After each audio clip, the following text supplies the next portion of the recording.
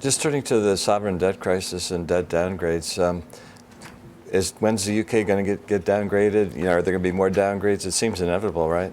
I was just reading one of the local newspapers this morning, and I think the UK situation may be more desperate than the US situation, and nobody seems to talk much about it. Yeah. So yeah, I would think. But to me, it's just a matter of the dominoes falling, because you can't look very closely at very many of these countries without seeing that they have a debt problem that's insoluble.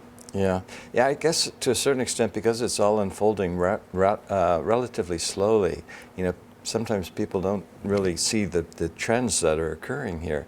But, this is a trend that's well established, and, you use the term dominoes. The dominoes are indeed falling, even if they're falling slowly. Well, we're just talking at this moment just after the U.S. downgrade. Maybe that's the thing that tips the whole thing. It seems too obvious. Yeah.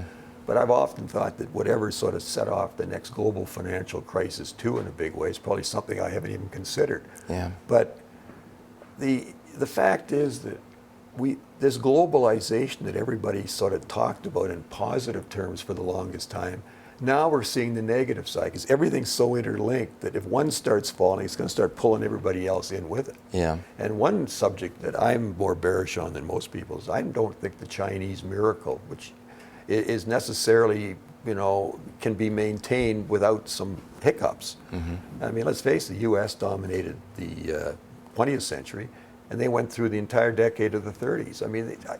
I don't have any problem with the Chinese being the power, and I believe they will be in the forthcoming century. Mm-hmm. But that doesn't mean they won't have a real hiccup too, because if you look closely with their debt issues and a number of things, they're not without fault.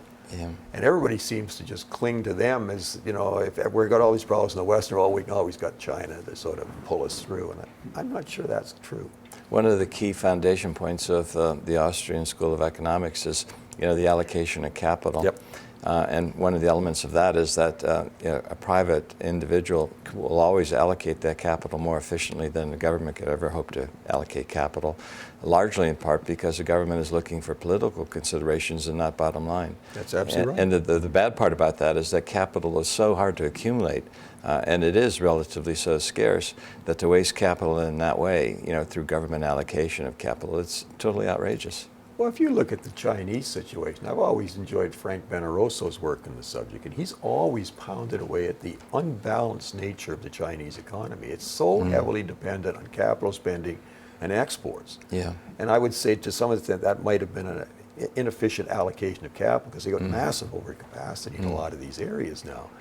And the thought is, well, then they're going to just make a nice switch into domestic demand that's going to offset sort of the weaknesses in the other two dominant parts of the economy.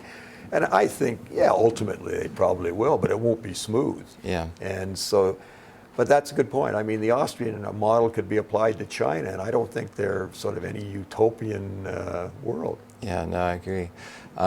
John, any last comments you'd like to share with the viewers? Your last interview with me back in May was very, very popular, and I'm sure this one will be as well. Any final thoughts you'd like to share? My only final thought is that it's absolutely incumbent upon people to have some gold and silver and some gold and silver shares in their portfolio.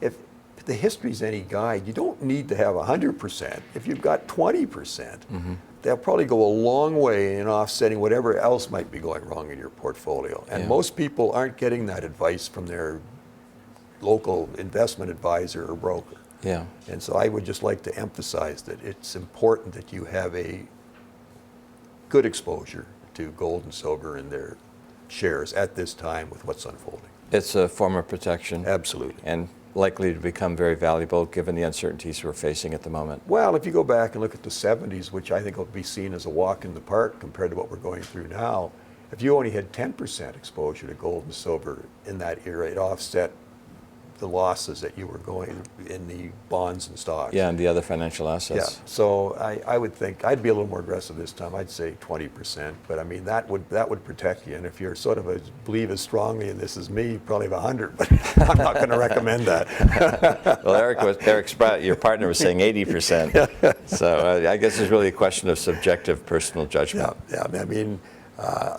Put it this way: the vast majority of my net worth is in these items. Yeah, I think that's a safe way to play it. Yeah. I'm basically the same way. You know, John Embry, Chief Investment Strategist for Sprott Asset Management, thank you very much. It was a wonderful opportunity to sit down with you here today and have this opportunity to talk about the markets. It's always great to talk with you, James.